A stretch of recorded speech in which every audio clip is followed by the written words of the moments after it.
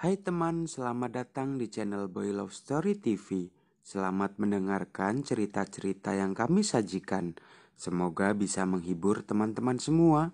Dan jangan lupa subscribe, like, komen, share, dan nyalakan lonceng notifikasinya supaya tidak ketinggalan cerita terbaru dari channel Boy Love Story TV.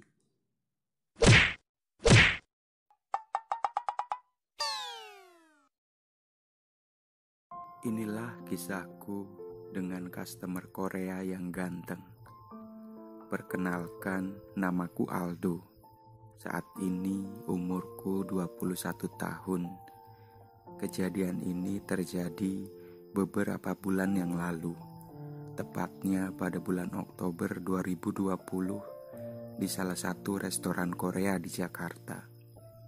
Yang kebetulan saya sebagai pelayan atau waiter di situ. Saya bekerja di restoran itu baru 2 bulan. Dan kenapa saya memilih bekerja di restoran Korea? Karena saya memang suka dengan segala yang berbau Korea. Apalagi cowok Korea ganteng-ganteng. Jadi sebab itu saya gabung di resto Korea. Karena berharap bisa sedikit cuci mata, karena setiap hari pasti ada orang Korea yang makan di situ. Di hari pertama saya bekerja, rasanya lumayan deg-degan karena saya takut jika ada customer yang gak bisa bahasa Indonesia. Jadi saya takut kalau gak bisa memberi pelayanan yang bagus buat customer. Ya, karena saya juga butuh banget pekerjaan, jadi saya nekat dan modal pede aja. Setelah saya masuk kerja dan di briefing sama manajer resto, saya baru tahu ternyata pelayannya gak cuma 1 atau 2 orang saja, tapi kita dibagi menjadi 2 tim, yang di setiap timnya ada 3 orang. Di masing-masing tim ada 1 pelayan yang bisa berbahasa Korea, yang tugasnya melayani customer yang tidak bisa berbahasa Indonesia. Jadi ketika selesai briefing, saya sedikit lega mendengarnya. Setelah 1 bulan saya bekerja, saya mulai sedikit demi sedikit mencoba belajar bahasa Korea. Ya, walaupun hanya sebatas kata sapaan saja. Tapi setidaknya saya bisa menyapa customer yang datang. Semakin lama saya semakin nyaman dan betah bekerja di restoran itu. Karena tujuan awal saya tadi jadi kenyataan. Bisa melihat dan melayani orang Korea secara langsung. Apalagi jika yang datang pemuda Korea, serasa mau copot jantung saat melayaninya. Tapi saya sadar diri, walaupun saya gay, saya gak mau terlihat dan dibilang gak profesional dalam bekerja.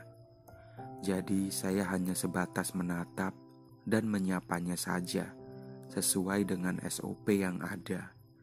Walaupun di satu sisi, saya kepingin mengajak ngobrol atau menatapnya lebih lama, jika orang Koreanya bisa berbahasa Indonesia. Setelah 2 bulan saya bekerja, saya mendapat kesempatan berkenalan dengan pemuda tampan keturunan Korea dan Indonesia yang sering makan di resto tempat saya kerja.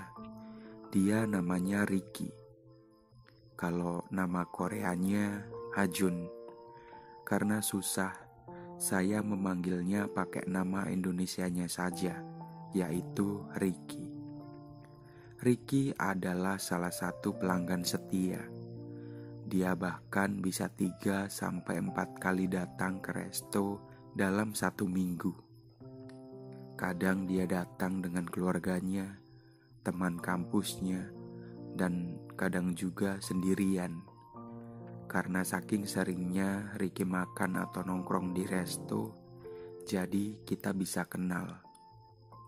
Ricky orangnya tinggi, kurang lebih 175 cm. Badannya kurus dan tentunya putih bersih. Selain itu yang bikin saya respect dengannya, dia itu orangnya supel dan mau berteman dengan siapa saja. Bahkan denganku juga dia mau, yang hanya seorang pelayan resto. Singkat cerita, di suatu hari saat saya izin kerja karena alergiku kambuh akibat makan telur, tiba-tiba saya mendapat telepon dari manajerku dan menyuruhku masuk kerja menggantikan temanku yang sedang sakit. Awalnya saya menolak, tapi karena pelayannya kurang, jadi terpaksa saya masuk sambil menahan gatal akibat alergiku. Karena saya buru-buru saat berangkat kerja, saya lupa membawa obat alergiku. Jadi setelah 4 jam saya bekerja, saya mulai gak nyaman karena gatal di badanku mulai terasa lagi. Tapi karena saya mempunyai kewajiban, jadi saya harus menahan rasa gatal itu sambil tetap melayani pelanggan. Dan ketika saya menghantarkan minuman ke salah satu meja pelanggan, dengan tidak sengaja saya menumpahkan minuman yang saya bawa tepat di badan pelanggan itu. Karena saya sudah gak bisa lagi menahan rasa gatal akibat alergi. Karena saya merasa bersalah, sontak saya langsung mengambil beberapa helai tisu untuk membersihkan minuman yang tumpah mengenai pelanggan tadi. Maaf mas, maaf, saya gak sengaja. Oh ya gak apa-apa. Loh, Aldo? Sahut Ricky. Oh Ricky, maaf ya Ki, saya gak sengaja kamu jadi kotor deh, ucapku. Iya gak apa-apa Du, cuman minuman ini kok. Lagian gue juga udah kotor karena abis main basket, jawab Ricky. Kita ke toilet aja Ki, bersihin badan lu pakai air. Takutnya lengket kena minuman, ajakku. Lalu kita berdua ke toilet untuk membersihkan badan Ricky yang terkena minuman. Karena saya merasa bersalah, saya juga ikut membantu membersihkan badan Ricky. Udah, gua aja Du yang bersihin, lu kan capek udah kerja, ucap Ricky. Gak apa-apa Ki, biar cepet bersih.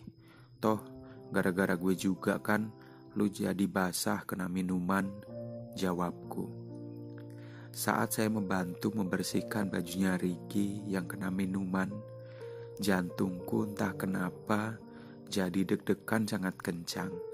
Dan tanpa saya sadari, keringat dingin pun keluar. Duk, lu kenapa? Kok keringetan gitu? Tanya Ricky. Nggak apa-apa Ki, jawabku. Kalau nggak apa-apa, kok lu keringetan?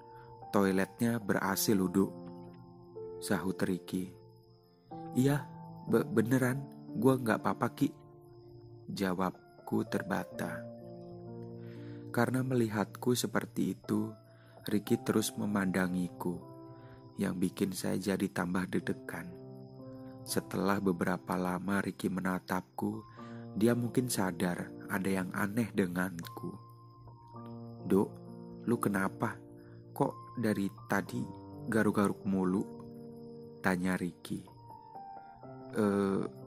Alergiku kambuh Ki, jawabku. Ya ampun Duk, badanmu sampai merah-merah gitu. Kamu udah minum obat belum? Tanya Ricky. Obatku ketinggalan, tadi buru-buru soalnya, jawabku. Ya udah, lu izin pulang aja. Kalau enggak ikut gue ke rumah sakit yuk, kita berobat, ajak Ricky. Ah gak enak gue Dok sama manajer gue, kebetulan juga kita keku, jawabku terpotong. Alah, lu gak usah khawatir. Ini resto punya om gue, biar gue telepon om gue, sahut Ricky. Tapi Ki, jawabku. Gak usah tapi-tapian. Yuk sekarang lu ikut gue, kita temuin manajer lu, ajak Ricky sambil menggandengku. Setelah kita keluar dari toilet, saya disuruh menunggu di meja tamu. Sedangkan Ricky menemui manajerku karena mau minta izin membawa saya ke rumah sakit. Sebenarnya saya takut dengan perbuatan Ricky yang langsung menemui manajerku. Setelah beberapa saat, Ricky pun datang menghampiriku. "Yuk, kita berangkat," ajak Ricky. "Tapi Ki," jawabku. "Udah, gak usah ngeyel. Ayo kita ke rumah sakit. Lihat tuh badan lu, udah kayak udang rebus," sahut Ricky. Akhirnya kita berdua berangkat ke rumah sakit. Di tengah perjalanan, saya masih merasa takut karena pergi keluar di saat jam kerja. "Lu kenapa, Duk? Kok diem aja?" tanya Ricky. "Gue takut, Ki, kalau nanti jadi masalah karena gak profesional dalam bekerja," jawabku. "Udah gak usah dipikirin masalah bos lu, biar gue yang tanggung jawab. Dan gue juga minta maaf ya, Duk. Gara-gara gue alergi lu jadi kayak gitu," ucap Ricky. "Loh, kok kamu minta maaf gara-gara alergi? Kan yang salah saya sendiri karena teledor pas makan," tanyaku. "Ya tadinya kamu udah izin gak masuk kerja kan? Tapi tiba-tiba kamu disuruh masuk kerja," jawab Ricky. "Loh, kok kamu tahu?" tanyaku. "Ya karena gue yang minta ke manajer lu, biar lu masuk kerja. Karena saya kepingin kamu yang ngelayanin gue," jawab Ricky. Mendengar perkataan Ricky, saya jadi speechless dan bingung harus bagaimana. Saya sebenarnya kesal sama Ricky karena yang seharusnya saya bisa beristirahat di rumah, tapi malah masuk kerja gara-gara permintaan Ricky. Tapi di sisi lain saya juga senang. Kalau saya tadi gak masuk kerja, pasti kejadian ini gak mungkin terjadi. Sebenarnya saya masih bingung kenapa Ricky begitu perhatian seperti itu denganku. Hanya saja saya gak mau berharap lebih, karena saya takut jika gak sesuai harapan. "Lu kok jahat banget sih, Ki? Lu nyuruh bosku biar gue masuk kerja. Kan gue udah izin sakit," ucapku. "Iya, gue minta maaf, Dok. Soalnya gue kangen banget sama lu. Dan gue kira lu cuman gak enak badan aja, Dok," jawab Ricky. "Tapi gara-gara lu, gue jadi kayak gini sekarang," sahutku. "Iya, Dok, gue minta maaf ya. Udah jangan marah, makin jelek nanti. Sebagai permintaan maaf, gue bakal rawat lu deh," ucap Edo sambil tersenyum. Mendengar perkataan Ricky yang bisa dibilang lumayan lebay, saya jadi makin bingung sebenarnya apa sih maksud dan tujuannya Ricky sebenarnya.